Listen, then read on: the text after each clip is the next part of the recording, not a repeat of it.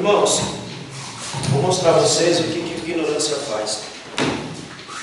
A ignorância que eu falo não é ignorância de bruteza, né? O cara é ignorante. Eu falo a ignorância, não conhecer a Deus pelas suas escrituras. É essa ignorância que mata. A outra não. A outra também mata, mas se você se educar, você vive bastante. Mas a ignorância do conhecimento, essa mata mesmo. Eu, conversando com uma pessoa essa semana, ela me disse: ô Liz, vê se está enquadrada aqui, que eu estou de aqui, ela está aqui, ó. Vê se ela está enquadrada em mim aqui, ó. Eu estou de banda, ela está para lá, ó. Dá uma olhada aqui, alguém, para mim, por favor. E eu conversava com uma pessoa que ela está lá e eu estou aqui. Tá, né? Tá bom. Então já era. Vou deixar quieta. E eu conversava com a pessoa e essa pessoa falou para mim, ela estava sentada, meio moribunda da vida, né? E aí ele me chamou e aí eu falei, ele perguntou assim: pastor, eu posso te perguntar uma coisa? E aí ele, irmão, tem uma Bíblia aqui que você nem tinha que ler, viu? Está em inglês ainda. Se tiver alguém que lê em inglês, está aqui, ó. Ele pode pegar, mas você não tinha que saber a tradução que é.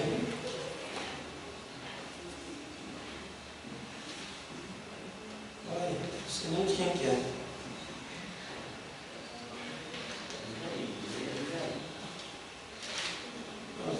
Tem inglês, tem árabe, tem o que você quiser aqui, né? Não é pro Jair, não? Eu não sei não, eu sei que está aqui.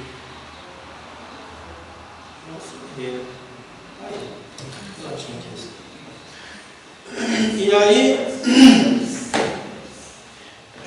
ele falou assim para mim: pastor, eu trouxe um pessoal para orar aqui para mim. E aí teve um irmão falou para mim: se eu não consagrar a minha academia, eu vou perder tudo. Aí ele falou para mim, como eu não sabia o que significava consagrar, eu fui procurar.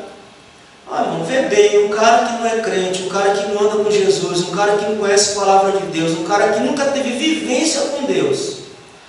Aí vai uma besta, que eu não sei de onde saiu essa besta, se saiu da terra ou se saiu do mar, para falar para uma pessoa que não conhece Jesus, que não aceitou Jesus, que não anda com Jesus, que não sabe nem quem é. Essa pessoa chegou e falou: Deus está me dizendo aqui, se você não consagrar a sua vida, Ele vai lhe arrancar tudo. Eu falei para ele assim: fulano, não traga essa gente no seu estabelecimento mais, porque isso aí, ele quer desgraçar a sua vida, não quer lhe abençoar. Quer desgraçar a sua vida, não quer te abençoar. Aí eu falei para ele: vamos fazer um exemplo? Se você me der isso daí para mim, que serventia vai ter para mim? Para mim não vai ter serventia nenhuma, porque eu não sei lidar com essas coisas que você tem aí. Eu não sei como lidar, então eu vou perder tudo.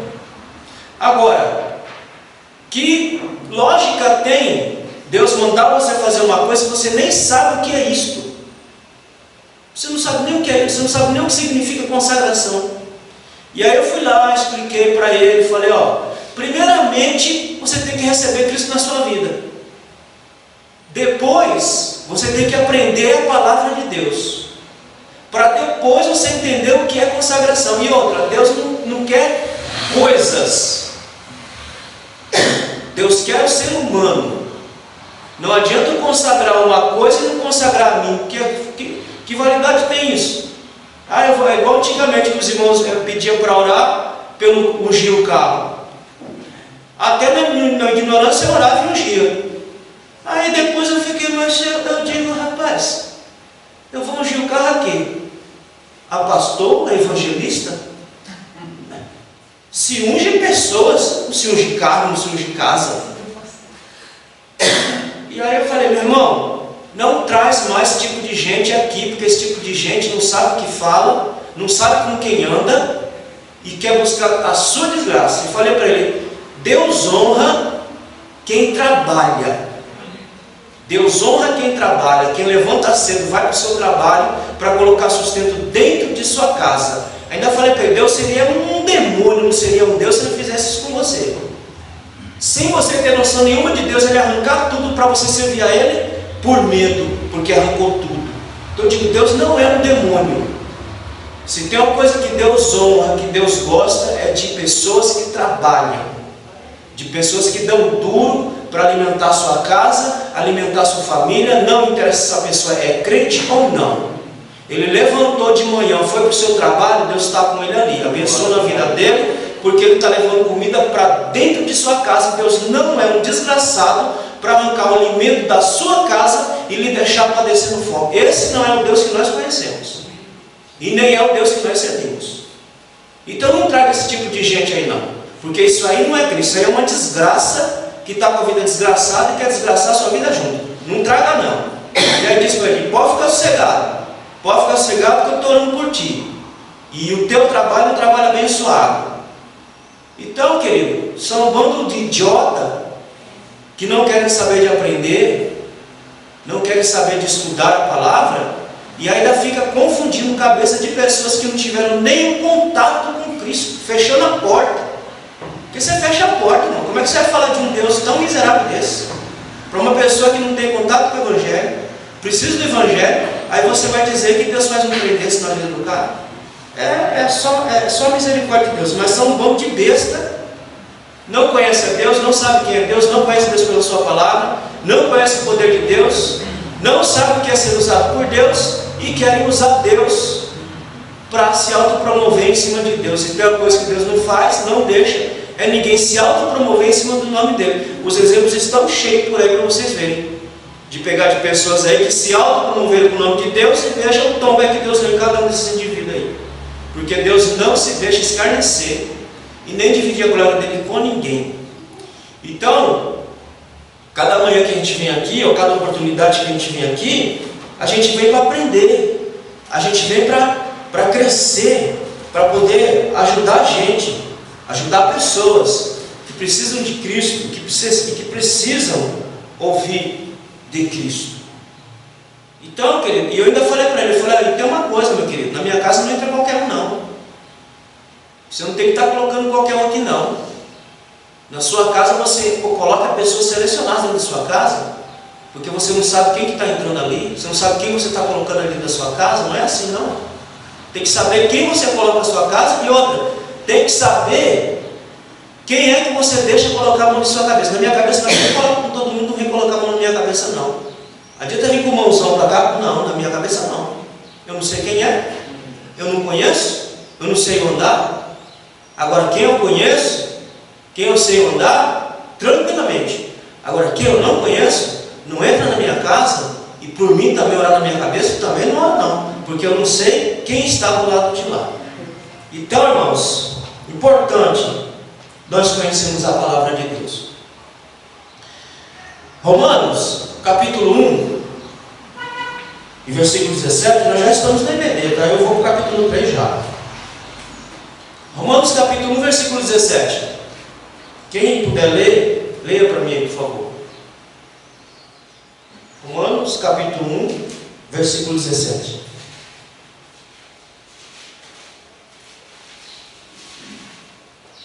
Porque nele se descobre a justiça de Deus, de fé em fé, como está escrito. Mas o justo viverá da fé. Eu gravei um videozinho falando sobre esse texto. Está lá, acho que no grupo da igreja. Está lá no canal. Irmãos, se eu aprendi, tudo que eu aprendo, irmãos, tudo que eu aprendo eu gosto de compartilhar. Porque são coisas que edificam a nossa fé, edificam a nossa vida. O que é viver pela fé? Para os irmãos, o que é viver pela fé para os irmãos. Para entender o que Paulo está dizendo aí, vamos voltar um pouquinho. Vamos voltar lá para Gênesis. É por isso que eu digo, quando a gente lê a Bíblia de forma desconexa, ou fica lendo a Bíblia como caixinha de surpresa, um pouquinho aqui, um pouquinho ali, a gente nunca consegue entender nada. E ainda quando entende, fica um pouquinho aqui, um pouquinho, ainda entende errado. Olha o que diz aí em Gênesis capítulo 2 e versículo 20 não, e versículo 8. E plantou o Senhor Deus um jardim no Éden, do lado oriental, e pôs ali o homem que tinha formado. E ele deu uma ordem, né? Qual foi a ordem? Não coma da árvore do bem e do mal. Não é isso? Do bem e do mal? Não. Não coma da árvore do conhecimento.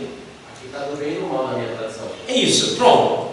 Então não coma dessa árvore que te dá conhecimento do bem e do mal. Detalhe: o Éden não é um jardim, tá, irmãos? Eles vão ficar pensando que o Éden é um jardim. O Éden não é um jardim. O Éden é uma região em que Deus colocou o jardim na região do Éden. Os irmãos sabiam disso, né?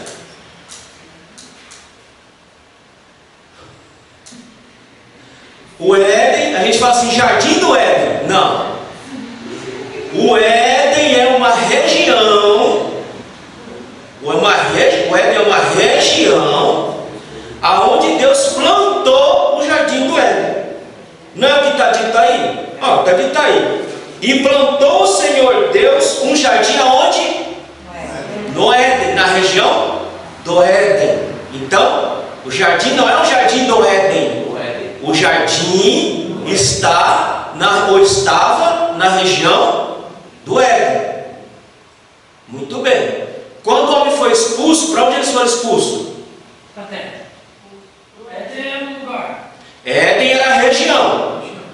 Tem a localização? Não.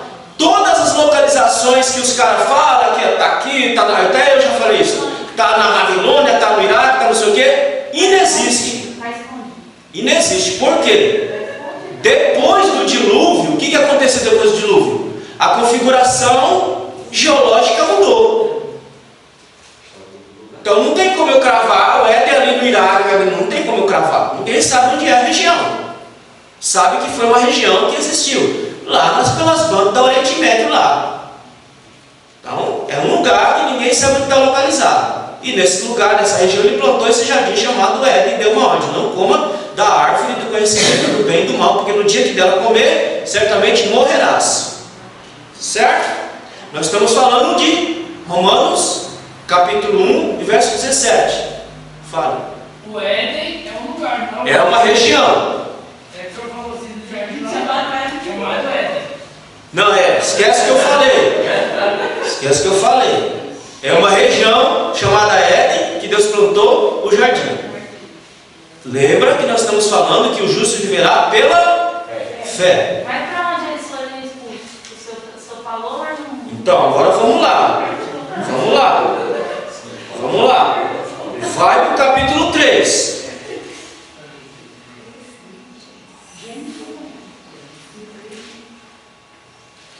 Aí no capítulo 3, versículo 23, vai dizer o seguinte: o Senhor Deus, pois o lançou fora do jardim do Éden.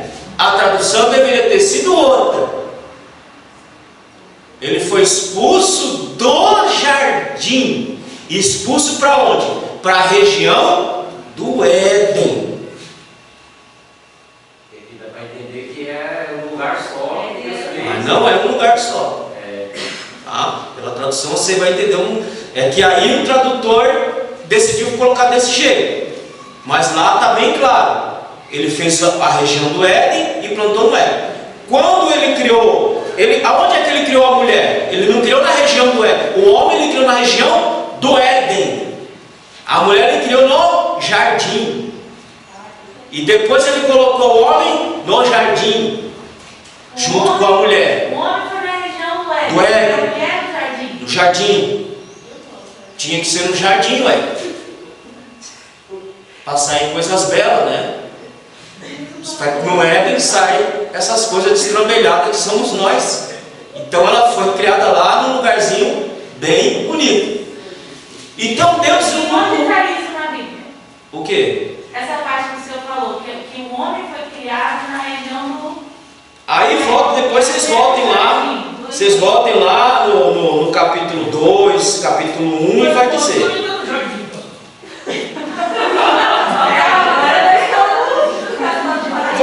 Vamos.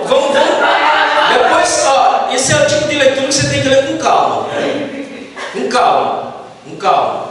Mas vamos focar aqui, certo? Então Deus colocou os dois lá no jardim e deu a ordem: não coma da árvore do conhecimento do bem e do mal, certo? E nós vemos Romanos 1:17, que diz que o justo viverá da fé. Depois que eles pecaram, eles foram expulsos do lugar, foram expulsos do jardim, certo? Foram expulsos do jardim. Agora a minha pergunta é: eles estavam dentro do jardim, que estava localizado no Éden. Como é que eles sabiam o que era o bem e o que era o mal?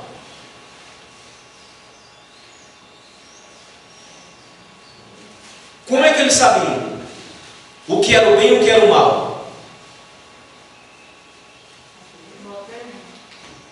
Repete a pergunta. Deus falou: não coma dessa árvore aí do conhecimento do bem e do mal. Mas como que dentro do Éden eles sabiam o que era o bem e o que era o mal? Não, eles sabiam. Porque ele tinha pleno conhecimento, né? Tanto é que ele nominou todos os animais. Mas como é que ele sabia? Sem experimentar o que era o bem e o que era o mal.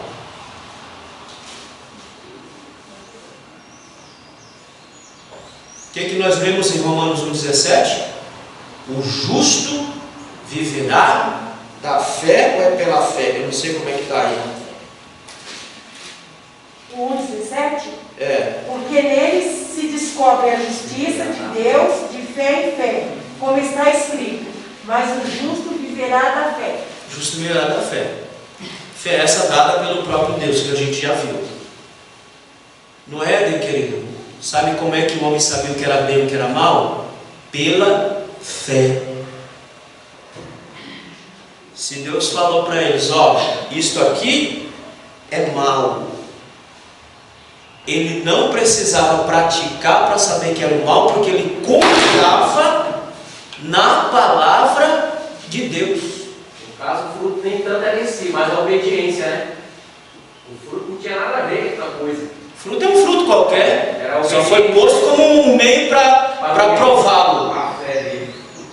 Mas ele acreditava na palavra de Deus pela fé. Deus falou: isso aqui é ruim, eu acredito, Deus. Por quê? Porque eu tenho fé naquilo que o Senhor está falando. Obediência. Então ele sabia o que era o bem e o que era mal, não pela praticidade, mas pela confiança que ele tinha na palavra de Deus. Ora, Romanos capítulo 1, versículo 17, diz Paulo que o justo viverá da fé. Ora, entendendo isso, qual é a conclusão? Que nós temos que voltar para o Éden. O que é voltar para o Éden? Crer naquilo que Deus diz, sem ter que tirar a prova dos 9. Os irmãos entenderam? Amém?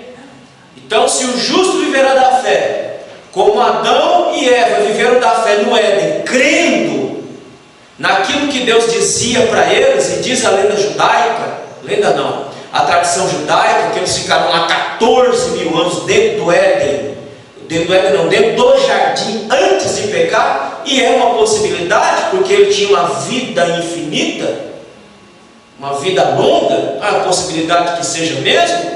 Então, o que ele fez durante todo esse tempo que ele ficou lá? Ele ficou crendo na palavra de Deus. Todo santo dia, quando Deus descia, na virada do dia, ele falava com ele. ó Adão, aquilo ali é espinho.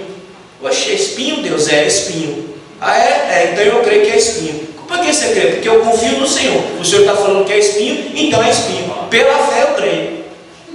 Então, pela fé, por isso que diz que o justo viverá da fé. Ou seja, crê estritamente não, irrestritamente, absolutamente na palavra de Deus. O justo vive pela fé, dessa forma.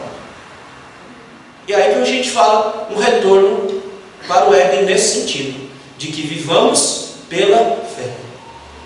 Vou falar. O verso 8 aí responde a pergunta do presbítero Elias aqui, ó, se Adão foi feito no Éden, no jardim ou não. Lê aí. Verso 8 do capítulo 2.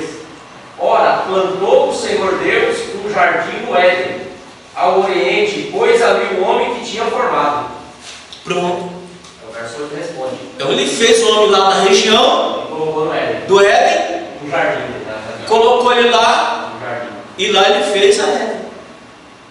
Mas o ponto aqui é que se nós desenvolvemos a mesma fé que Adão e Eva desenvolveram dentro do Éden, nós conseguimos voltar para o Éden nesse sentido, de crer e confiar inteiramente na palavra de Deus. Não importa a circunstância que esteja à nossa volta, ao nosso redor. Tá certo, irmão? Então são coisas que a gente vai aprendendo, que eu vou aprendendo e vou passando para frente, porque são coisas que edificam a minha vida e edificam a vida de vocês também. Então se você desenvolver essa fé, você volta para lá. Diga. A adoração culto a Deus, liturgicamente começou no Êxodo, né? Não. Lá já tinha? Fala aí. Aonde é que o menino Abel aprendeu esse negócio de sacrificar, de entregar alguma coisa? Adorar a Deus, os pais aprenderam no Éden. Então lá já cultuavam a Deus? Só que vocês têm que entender que cultuar não é isso que a gente faz. Liturgicamente, né? Não é liturgia, o que a gente tem é liturgia. Cultuar a Deus é contemplação. E para você contemplar o seu Deus, necessariamente você não precisa estar fazendo parte da liturgia. É aquilo que eu sempre falo para você, gente. O que adianta a liturgia se eu não estou contemplando a Deus de fato e de verdade? Adorando a Deus de fato. Lembra que eu falei que foi sábado passado, sei lá que dia que foi? De Romanos 1, Romanos 12? Se aquilo não acontecer, não adianta. Você pode vir aqui, você pode estar lá na sua casa. Você pode estar lá na sua casa, lá, cultuando a Deus, ou até falando sobre o mesmo, e ali você está cultuando, adorando a Deus, e Deus se faz presente ali. Prova disso é o próprio Adão, né? Quando desobedeceu, se escondeu de Deus, deixou de se relacionar. Deixou de contemplar Deus. a Deus como Ele é. Tem um nome que se dá para esse culto lá dentro do Éden? Como Caim e Abel? Não tem, porque não é o nosso modo, né? Não tem. É a mesma coisa, me perguntaram, eu falei com um rapaz sobre a voz de Deus. Aí ele perguntou para mim, Luiz, é o seguinte, como é que é esse negócio de ouvir a voz de Deus? Porque que fica no imaginário nosso, o que é? Aquilo que a gente vê no filme. Né? Os 10 mandamentos, né? Principalmente os 10 mandamentos, não é esse agora que foi feito com, eu esqueço o nome do ator, de Noé lá, foi feito um filme agora de Noé. Não tem nada a ver aquele filme, não sei de que. Isso. Da onde que arrancaram aquela coisa, não sei de onde arrancaram, não é aquilo. É aqueles 10 mandamentos bem antigão, que demora acho que umas 3, 4 horas de filme. E aí quando Deus vai fazer a chamada para Moisés, ele está lá na sarça, aí aparece um facho de luz, né? E aí aparece uma voz, oh, Moisés. Não é isso, irmão. Não é isso. Deus fala onde? Deus fala aqui, ó. Aqui. Eu ouvi. Não, você não ouviu. Você entendeu aqui dentro, porque ele fala aqui dentro. Aqui, ó. A nossa cabeça, do nosso cucuru. Isso aqui, essa coisinha que a gente chama, aqui, isso aqui chama alma. A psicologia diz que é mente. Mas isso aqui é sua alma. É aqui que tudo acontece. Então a voz de Deus é falada aqui. Por isso que Paulo fala lá em 1 e 2 Timóteo capítulo 4, versículo 1, que a nossa mente não pode estar cauterizada. Cauterizada ao ponto de não ouvir Deus falar. Então é aqui. Aonde acontece salvação? Na nossa alma. Aonde acontece? Aqui. Tudo aqui. Se você tiver qualquer problema aqui dentro, acabou você vira geleia. Então, aqui. Tá certo, irmãos? Bora para Efésios, capítulo 3 de Efésios. Paulo, ele vai. Quando Paulo ouviu que Deus no caminho de Damasco lá, foi a voz altiva, né? Ali ele teve uma visão. E a voz? Não foi na mente, né? Foi altiva. Sim. Pode acontecer? Pode. Samuel também? Samuel teve uma voz audível. Pode acontecer? Pode. Senão limita o Deus, né? Não, Deus não. Eu limito Deus. E Elias na caverna? Também? Ou não? Ele sentiu a brisa e ouviu a voz. Audível também? Aí eu não posso te precisar. Mas toda vez que fala em ouvir, nem sempre esse ouvir é audível, sempre é aqui, ó. Vocês nunca tiveram uma experiência assim? Sim. Aqui, ó. Aí você fala assim, eu ouvi Deus falar. Sim, você ouviu Deus falar. Não, ele falou aqui. Aí você fala, mas eu ouvi. Não, você ouviu aqui. Mas pode ser uma voz audível? Pode. Deus pode tudo o que Ele quiser fazer. Ele pode até se transformar em um ser humano se Ele quiser visitar alguém. Aponta, pastor, Oi. que quem estava com Saulo, antigamente era Saulo, né? Não ouviu a voz. Ouviu como se fosse um trovão, né? Está escrito, né? Tem que ficar alguém ali, mas eu não, sei lá, tem que comprar outra varinha mágica, essa daqui e esse embora. Eu tô no slide 68, está aqui no 87. Então, Deus pode fazer isso, mas na maioria das vezes, Ele vai sempre dizer aqui na nossa cabecinha, tá certo? Por isso que a nossa cabeça tem que estar exercitada pela palavra de Deus sempre. Vamos ler o capítulo 3, depois a gente vai verso a verso. Os irmãos me ajudem, tá? Eu vou ler o verso 1, depois vamos ler o restante. O irmão ali fez uma pergunta. Foi? Sim, irmão Meri. Não, quando Jesus falou com Paulo, quem estava junto com Paulo não percebeu a voz. Uns ouviu, um disse que Paulo ouviu, e quem estava ali não ouviu. Não ouviu. Então, é sempre com os profetas. Com os profetas, Deus não ficava falando, fulano, não, era aqui, ó. A voz vinha aqui, a mensagem vinha aqui, e 68, Elias, eu estou no 87 aqui, ó. Pode voltar tudo aí. Voltar? Voltar, estou no 68. Então é sempre aqui, por isso que a nossa mente tem que estar sempre, por isso que Paulo vai sempre falar da mente. Em tudo que aquilo que é de boa forma, pense. Não deixe cauterizar a sua mente. Pode descer agora, já isso voltou muito. Pode descer. 68. Tem a numeração no slide aí. Aí. Vê aí, 68. Aí, pronto, estou aí. Então as coisas sempre elas acontecem aqui. Tá? Então a caixinha tem que estar sempre limpinha, sempre bem higienizada, sempre em ordem, que é para você ouvir a voz de Deus falar de forma audível e você conseguir discernir a voz de Deus, irmãos. Aí entra o que eu sempre falo. Para eu discernir se é Deus ou não falando comigo, eu tenho que ter estofo. Bíblia. Eu não concordo com um crente que diz para mim, Deus falou comigo, eu estou com dúvida. Que diabo é isso aí? A Bíblia diz que Deus não é de confusão e ninguém deixa confundido. Deus fala, presta atenção, de forma objetiva, de forma clara e de maneira que sua vontade seja cumprida. Certo? Deus fala de forma clara, Deus fala de forma objetiva e de maneira que sua vontade seja cumprida. Porque, irmão, que razão tem eu mandar passar, por exemplo, vou mandar uma mensagem para o presbítero Carlos. Olha, presbítero, Deus está falando para mim assim, assim, assim, mas eu estou em dúvida, irmão. Vai dar certo, presbítero?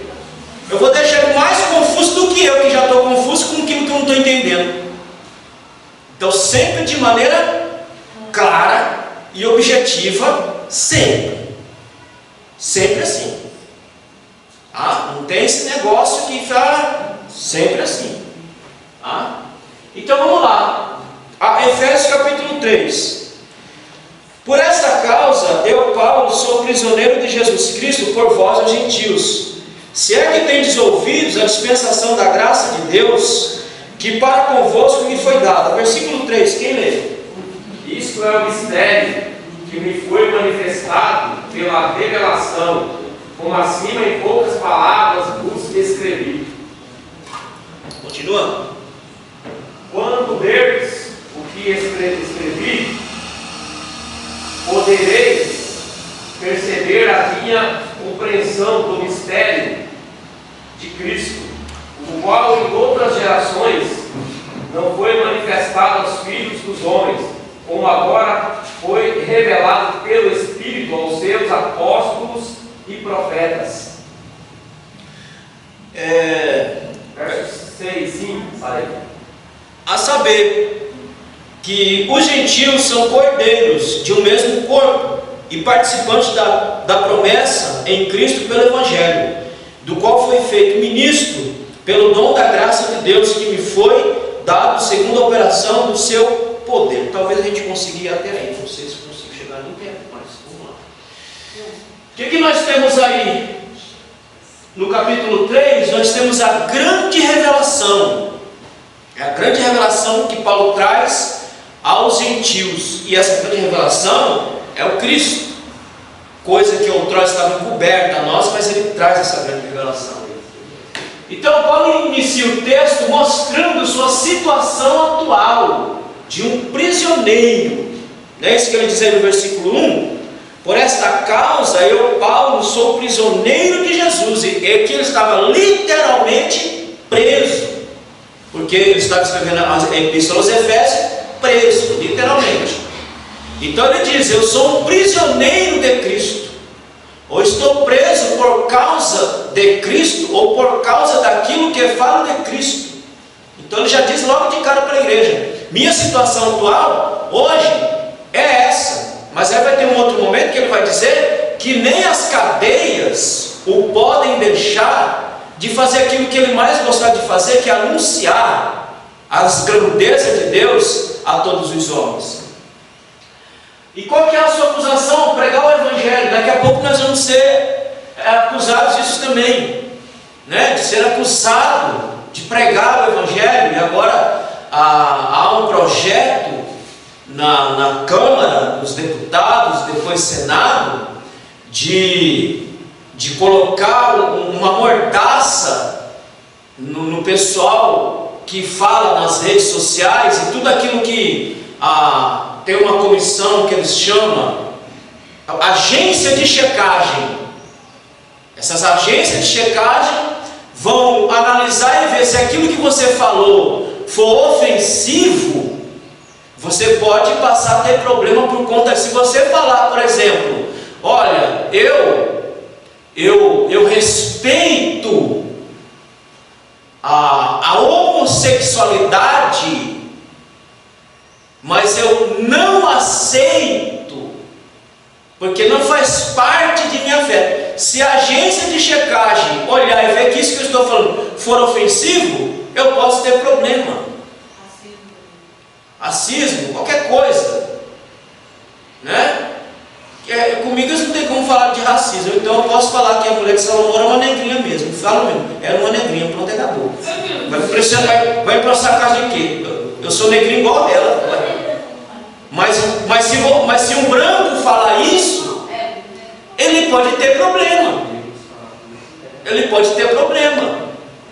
Então, Paulo foi preso por quê? Paulo foi preso porque pregou o Evangelho de Cristo, falou de Cristo. Então, de cara ele fala, minha situação é essa. Só que tem um detalhe. Mesmo estando preso, ele não deixou. Agora nós voltamos àquilo que foi perguntado pelo presbítero. Ele não deixou de adorar a Deus. Mesmo preso, ele continuou contemplando a glória e a grandeza de Deus. Foi na prisão que ele evangelizou a guarda pretoriana. Pronto. Eu falava com alguém essa semana de determinada situação e dizia, e agora? A gente tem alguns caminhos. É esse caminho aqui, mas a gente pode decidir outro caminho. Qual o caminho? Contemplar a glória de Deus, independente de como esteja a situação, como a vida esteja correndo. Eu posso contemplar a glória de Deus. Em contemplando a glória de Deus, eu não vou abrir minha boca para blasfemar contra Deus. Eu não vou abrir minha boca para murmurar contra Deus. Paulo poderia murmurar, poderia, estava preso lá, injustamente preso. Ele poderia murmurar. Não, o que ele fez? Não, eu sou prisioneiro de Cristo. Ele nem se considerava, irmão, prisioneiro do império. Ele poderia começar aqui falando no texto, por esta causa, sou prisioneiro do Império Romano. Não. Ele diz, não, eu sou prisioneiro de Cristo. E o império para mim é coisa pequena, é fichinha pequena. E ele já sabia que o passaporte para a glória, o tacão estava na mão do império. Então ele já sabia. Diz, mas eu sou prisioneiro de Cristo. Ele diz para a igreja, olha, não interessa que vocês estejam passando, nós somos de Cristo. Assim como eu sou prisioneiro de Cristo, literalmente eu sou prisioneiro do império, mas também eu sou prisioneiro de Cristo, porque livremente eu decidi me fazer prisioneiro de Cristo e fazer aquilo que eu fui chamado para fazer. Então ele começa e inicia desse jeito. Esse fato comprova o chamado apostolado de Paulo entre os gentios. Olha lá o que diz Atos capítulo 9, versículo 15. Disse-lhe, porém, o Senhor, falando para Ananias, vai, porque este é para mim o vaso escolhido. Com qual propósito foi a escolha?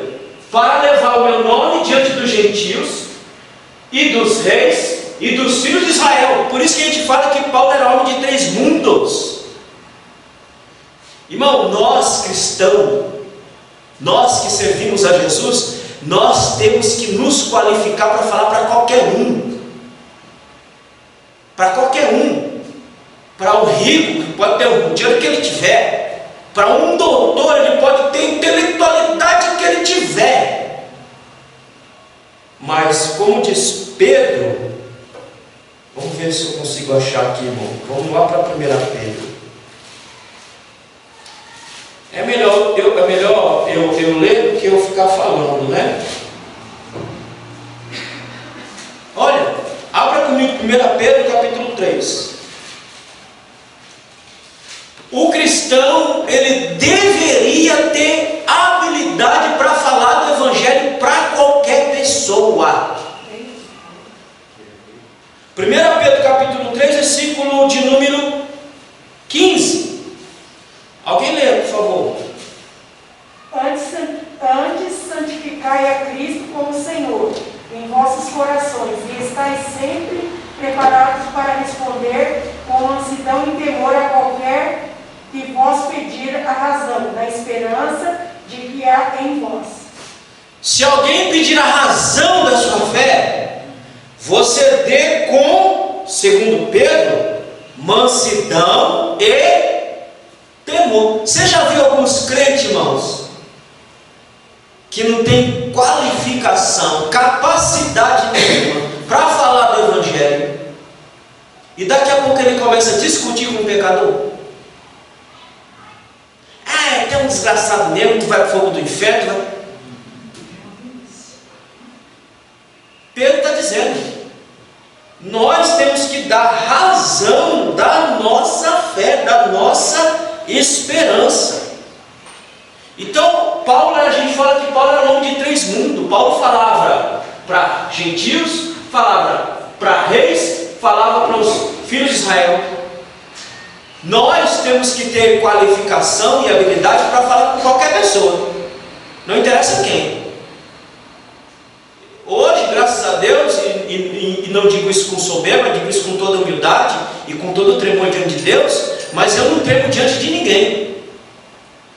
Eu tremo diante de Deus se for falar besteira, mas tremer diante de audiência, e eu sei, diante de audiência que tem qualificação, gabarito mais do que eu não tenho não, irmão. Eu não tenho não, porque eu tenho segurança naquilo que eu falo. Irmão, as pessoas quando não me conhecem, eu fui num determinado lugar, e teve um irmão, esse irmão estudou no Mackenzie. Mackenzie é uma das melhores faculdades de teologia que temos no Brasil hoje. E ela é reconhecida pelo MEC. Tanto é que deve estar hoje, você estudando no Mackenzie, deve estar pagando entre 600 e 700 reais por um curso de teologia. Eu não pago. Eu não pago porque eu vou pagar 700 reais no curso de teologia só para dizer que é reconhecido pelo MEC. Eu vou fazer o que com isso aí? Vou trabalhar onde? Vou trabalhar de engenheiro agrônomo com meu título de teólogo, porque eu fiz um curso de... Eu não pago, porque eu jogar dinheiro fora. Mas tudo bem, cada um com o seu cada um. Eu estou com o meu cada um bem do jeito que eu estou. E eu fui chamado para dar um estudo em determinado lugar. E lá no meio tinha esse irmão, formado lá pelo Mackenzie e tal. Ó irmão, eu não sei o que a pessoa pensou. Se eu ia chegar lá e ia falar besteira, ou se eu ia ficar acuado. E a pessoa fez questão de falar: ó, tá vendo aquele ali, ó, aquele lá, é aquele lá estudo no Mackenzie. Eu digo, graças a Deus que eu estudo no Mackenzie, estudei na Teolotina, graças a Deus. E dei minha aula, fiz o que eu tinha que fazer, e o fiz por misericórdia muito bem feito. E depois o cidadão chegou e falou: olha pastor, muito boa aula. Eu digo, muito obrigado, ore por mim, para Deus me ajudar, para Deus me dê graça, para que eu continue assim, ensinando o povo de Deus. Então nós não temos que ter medo de ninguém, desde que eu tenha segurança daquilo que eu estou falando. É o que Pedro está dizendo: tenha segurança, firmeza daquilo que você está falando. Quando lhe pedir a razão da fé, fale.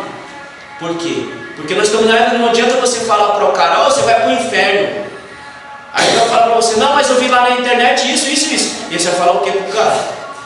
Não, então tá certo, então você vai embora, você vai para os quintos dos infernos, você morra para lá. Não, eu tenho que dar razão da minha fé. Então Paulo foi escolhido no ventre da mãe dele para fazer isso aqui. E era um homem que falava para reis, falava para gentio, falava para os filhos de Israel, e para cada situação ele tinha uma abordagem diferente. Quando falava com o rei, a abordagem era no nível do rei. Quando ele falava com o gentio, a abordagem era no nível do gentio. Quando ele falava com os filhos de Israel, a abordagem era com os filhos de Israel. Então nós temos que dar a razão da nossa fé? Sim. Temos que saber o que estamos falando? Sim. Ué, você não está com a Bíblia na mão? Você está com o livro na mão. O livro não está mais restrito como era no século I, como era na Idade Média, que nem todo mundo tinha. O acesso à Bíblia hoje não é livre. Se você não quiser comprar, você baixa até na internet. Você tem Bíblia na internet. Então você tem um livro na mão hoje para você sentar, estudar a palavra, para você ter qualificado para falar.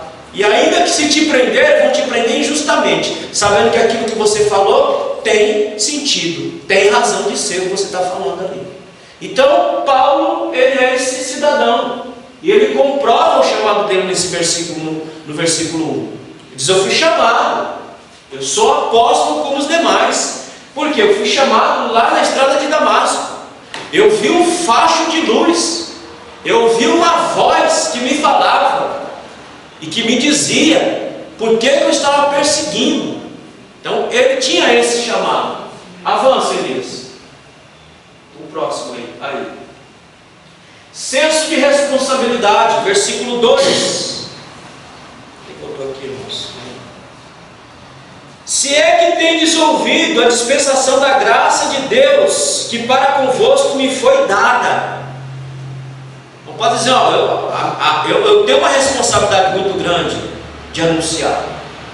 Paulo mostra que como escravo na casa de seu amo, que administrava, tinha a responsabilidade de zelar pelos interesses do seu dono. É o que a Bíblia diz, que nós somos o quê? Nós somos mordomos. Nós aqui administramos as coisas de Deus nessa terra. É nossa responsabilidade cuidar dos negócios de Deus nessa terra. Então Paulo tinha senso de responsabilidade. Ele diz assim, olha, que para convosco me foi dada essa incumbência de falar, de anunciar a vocês. Então o senso de responsabilidade que ele tinha é muito grande, irmãos, assim como nós. Nós somos chamados para o Evangelho. Não é só o pastor que tem que ter senso de responsabilidade, é o povo como um todo. Porque o povo acha que o senso de responsabilidade é quem? É do pastor, é do presbítero, é do evangelista, é dos diáconos. Não, é de todos. A chamada para o Evangelho é de todos. Pregar é para todos, não é para alguns, é para todos. Diga isso. Quando lembra agora foi Timóteo,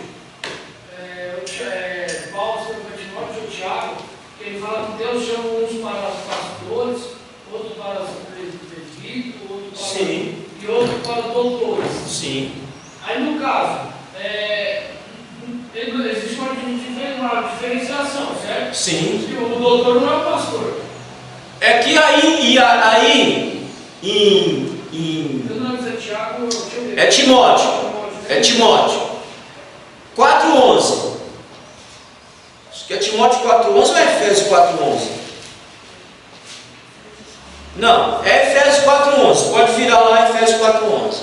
E ele mesmo deu uns para apóstolos, outros para profetas, e outros para evangelistas, e outros para pastores e doutores.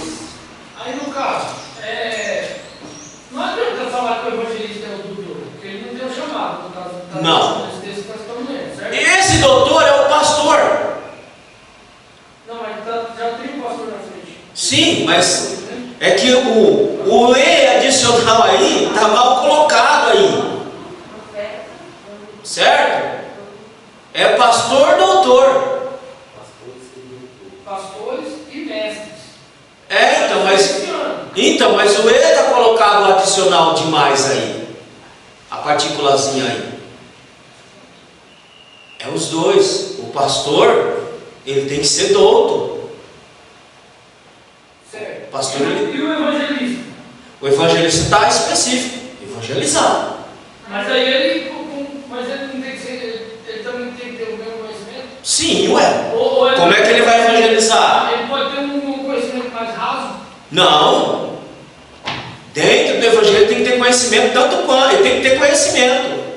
A diferença entre o evangelista e o pastor é que o evangelista vai trazer a alma para o pastor doutrinar e cuidar.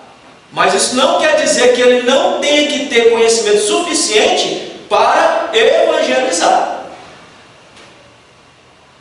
Dentro do mesmo caso, o profeta e o apóstolo. Não, Profeta não temos mais, apóstolo não temos mais. Mas aqui, será que ele está usando o termo apóstolo como enviado? Missão? Nesse tempo sim. Nesse tempo sim. Aqui, né? Nesse tempo sim. Nesse tempo agora não mais. Porque a função do apóstolo era lançar o fundamento. Qual o fundamento? Cristo já está lançado. Mas o pastor é aquele que ele tem que exercer as duas coisas ao mesmo tempo. Ele tem que ser pastor e mestre, para saber guiar as ovelhinhas. E aí a gente entra na questão de função. Mas aqui não é o apóstolo que está falando para lançar o fundamento. Não é enviado? Sim, nesse tempo sim. Que ele está falando. Por que ele está falando dos apóstolos? Porque ainda havia os apóstolos anunciando. Então ele está falando dele e dos demais apóstolos. Está dizendo, ó, nós temos uma classe de pessoas especiais, não especiais, uma classe de pessoas com funções. Quais sejam. Nós temos lá os apóstolos, os profetas, os evangelistas pastores e doutores. O que deve continuar hoje? Os evangelistas, os presbíteros, os pastores e o pastor mestre. Mas isso não quer dizer que a demais igreja, por que tem o pastor que é mestre? Ou só um irmão que não é nem pastor nem nada, mas ele é o mestre. Exatamente para aparelhar a igreja, para ensinar a igreja, para, como diz Pedro, quando alguém pedir a razão de sua fé, a igreja possa saber falar e dar a razão de sua fé. Mas existe função específica? Existe, para aparelhar a igreja, preparar a igreja, para a igreja poder anunciar.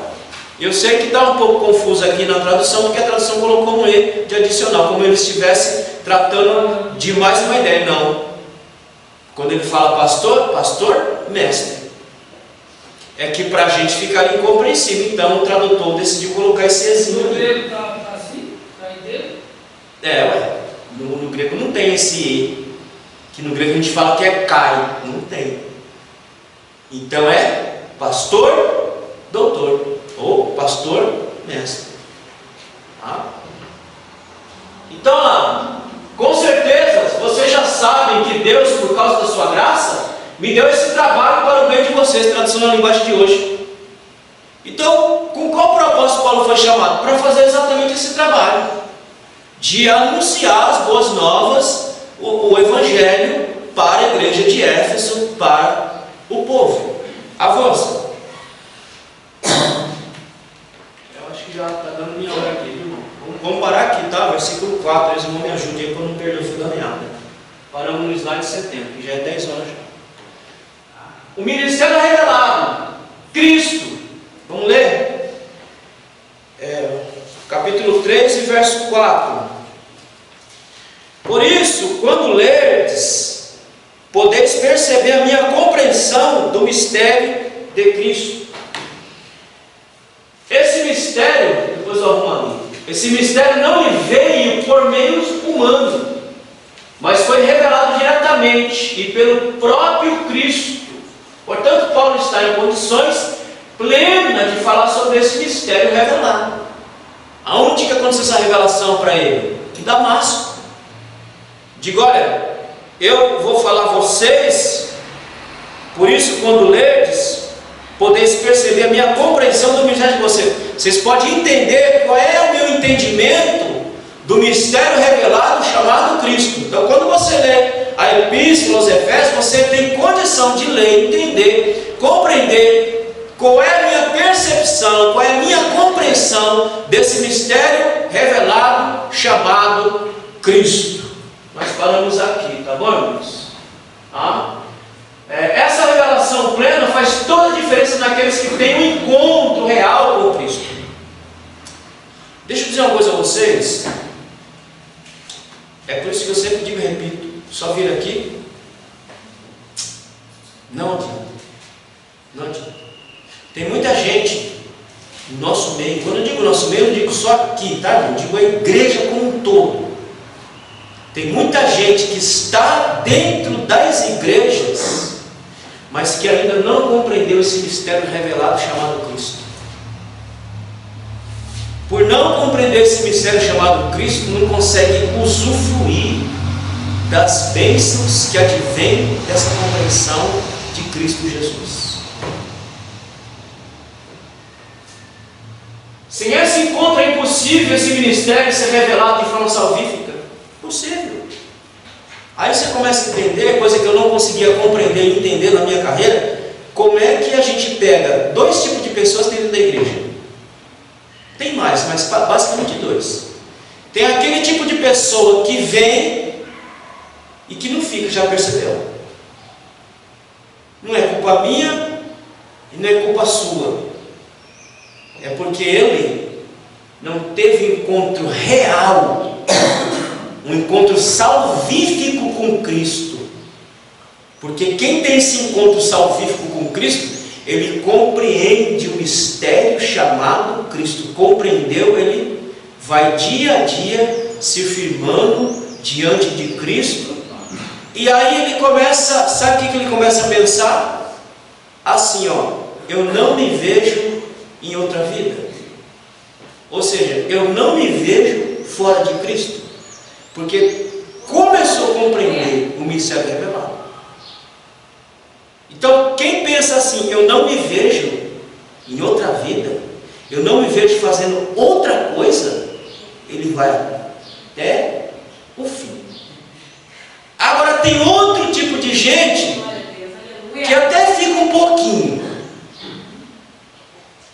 mas ele fica sem crescimento. Já viu? O pessoal gosta de ficar apelidando os irmãos, né? Crente naninho? Né, presbítero? Crente naninho. Menininho ainda da fé. Né? Você não consegue nem avançar muita coisa. É um naniquinho. Ele está dentro, mas ele não conseguiu entender a revelação do Cristo que lhe abre a compreensão e leva a maturidade. A gente vai ver, Paulo fala nesse capítulo, ele fala da questão de maturidade. Não consegue alcançar a maturidade. Irmão, e essas coisas que eu estou falando são aquilo que Paulo chama de coisas rudimentares, que é quando você vem para o Evangelho e que você não vai para um banco de seminário, você vem para o Evangelho e você fica dentro da igreja quietinho, aprendendo, ouvindo, absorvendo, criando raízes. A gente tem que ter raízes firmes, fortes e profundas em Cristo Jesus. Nós temos que ter raiz em Cristo e nós temos que ter raiz onde congregamos. Sem isso, irmão, qualquer ventaniazinha te arranca numa facilidade miserável. Então, essa compreensão, ela vem desse encontro verdadeiro que nós temos com Cristo, que nos faz firmar diante do Senhor e que nos faz avançar dia a dia diante do Senhor e avançar em compreensão, em fé e contemplarmos a Deus todo santo dia. Necessariamente você não precisa vir para o culto para contemplar e adorar o Senhor. Aonde você estiver, você está contemplando e adorando. Você está trabalhando lá. Já aconteceu com tu? Você está lá trabalhando lá, fazendo seus afazeres, sua mente está lá em cima. Aí de repente você está trabalhando, você começa a chorar. Você começa a sentir aquela alegria, assim que você não consegue nem explicar. E aí quando se dá fé, as lágrimas começam a sair. Ora, é aquilo que dizia Santo Agostinho, é a contemplação do divino. Quando eu contemplo a Deus, penso em Deus, tenho Ele na minha mente, aquilo vai infundir em gozo e alegria na minha alma, de tal ponto que eu vou estar lá fazendo meus afazeres e a lágrima rolando. E se eu estiver num lugar público, né, eu vou me segurar para não falar línguas estranhas, porque quem está lá não entende o que é isso, para não dizer que você é doido. Não é isso, presbítero? Isso aconteceu comigo, irmão. Eu estou fazendo um culto na vigília, eu fiquei que nem louco. Lá no grande templo no Brasil para Cristo, quando tinha ainda, fizeram uma vigília monstro. Aí eu digo, eu vou lá, que eu preciso de Deus, vou buscar Deus. Eu fui lá. Chegamos lá, eu, minha tia, minha mãe, minha avó, ficamos lá, eu a noite toda me esgoelando. Aí começaram a fazer umas rodinhas de oração. Aí eu ficava numa rodinha e não sentia nada. Aí eu ficava pulando que nem pipoca. Eu fui de rodinha em rodinha procurando Deus, pulando que nem pipoca. Aí chegou uma hora que eu cansei, falei, essa é a melhor coisa, eu vou pular, vou ficar quieto. Aí viemos embora. Aí no dia seguinte tinha consagração aqui, né? Na época era o irmão Pedro que dirigia a consagração. Aí a gente chegou em casa, acho que era tipo umas 7 e pouquinho, 7:30 mais ou menos. Aí eu falei, não, acho que eu vou dormir. Digo, não, vai dormir coisa nenhuma não, vamos para a consagração, já está acordado mesmo, então vamos para a consagração.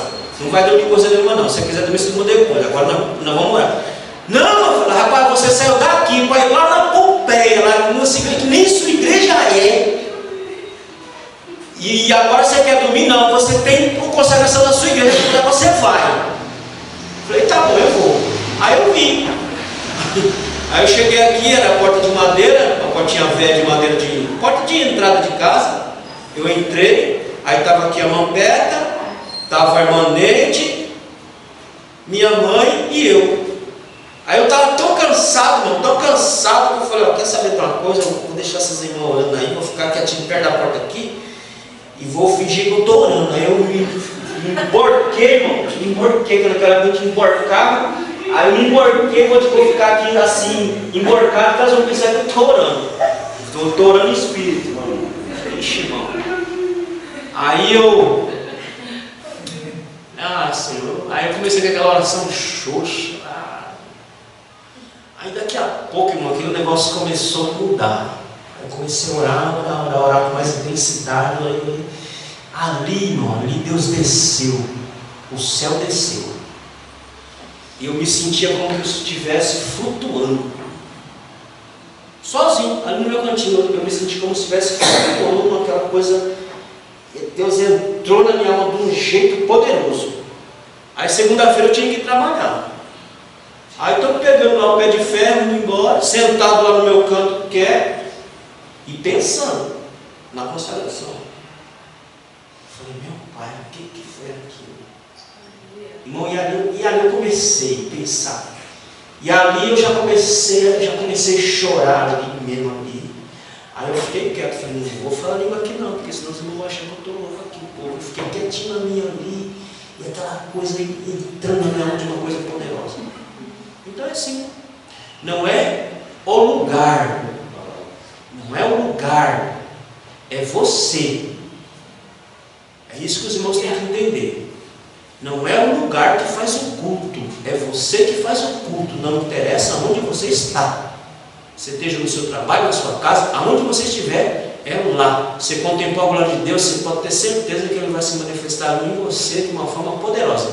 Não é o lugar, é você. Como Paulo. Para Paulo não era o lugar, porque se ele fosse levar em consideração o lugar, ele estaria se lamentando, chorando. Ele não estaria nem mais no evangelho. Não, ele estaria se desgraçando. Não, ele está lá preso, mas como não é o lugar que faz, é ele está dizendo, eu estou aqui preso, prisioneiro de Cristo, mas eu estou alegre em Cristo. Você pega Filipenses, o cara está preso e está com alegria esfuziante, que ninguém consegue compreender, entender. O cara preso lá com alegria que a gente não entende. Então não é o lugar, é você. Então é o que Paulo falou. Se ele se revelou a você, pode ficar tranquilo, meu irmão, que aonde você estiver, por onde você andar, ele continua lá, em nome de Jesus. Diga, Luiz. Qual nível de instrução Pedro e João tinham?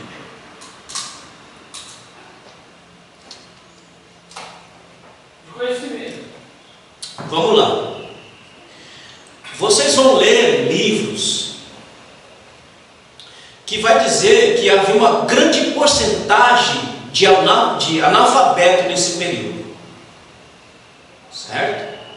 Por exemplo, tem um autor que eu estou lendo os livros dele, ele vai por essa vertente, Bart Ehrman, ele vai por essa vertente. Ele diz que, por exemplo, ele não acredita nem que os apóstolos escreveram os seus livros. Os evangelhos não foram escritos nem por Mateus, nem por Marcos, nem por João. Porque segundo ele, diz que eles eram altamente analfabetos. Então eles não escreveram. Foi outras pessoas que escreveram e colocou o nome deles porque eles eram analfabetos. Isso não é verdade. Isso não é verdade.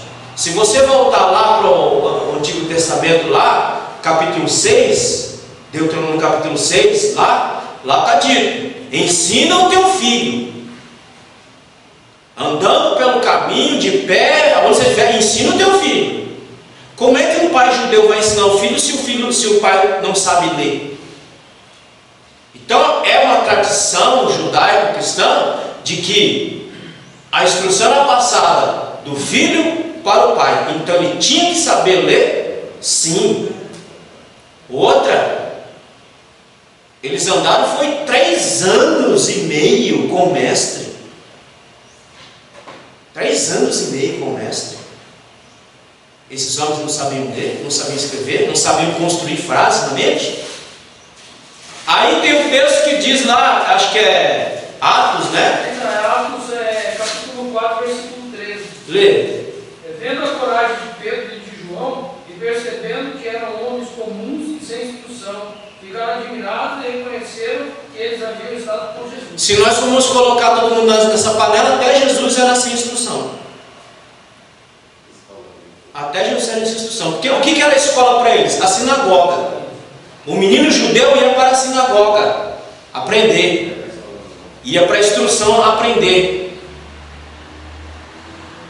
E ninguém pode dizer que nenhum deles que eram, como é agora, aí está a coisa mais ilógica ainda. Todos judeus, todos ali conhecendo a lei. Como é que esses homens não entraram na sinagoga, pelo menos para aprender a lei? Sendo que aos 12 anos tinha que fazer o bar mitzvah, que é filho da lei. O que é o filho da lei? O menino pega um texto e lê. Cristo fez isso, pegou um texto e lê. Será que só foi Cristo que fez? Pedro não fez então? João não fez então? Então essa história não bate, não confere. Agora o que ele diz aí? O que acho que quem está falando aí, acho que é um fariseu ou um saduceu, alguém aí, um doutor. Deve ter sido algum doutor da lei. Ele está dizendo o seguinte: eles não frequentaram as sinagogas para aprender as escrituras como nós conhecemos. São idosos, homens comuns. Como é que pode então? Então é nesse sentido aí, gente. Então, esquece isso aí que o pessoal fala que eles eram analfabetos. Nada disso. Eles eram homens. Eles não tinham uma escolaridade formal. É a mesma coisa. A mesma autoridade que perguntaram de Jesus. Qual a autoridade que ele faz isso? Né? Pronto. Não foi que espantou lá os doutores da lei?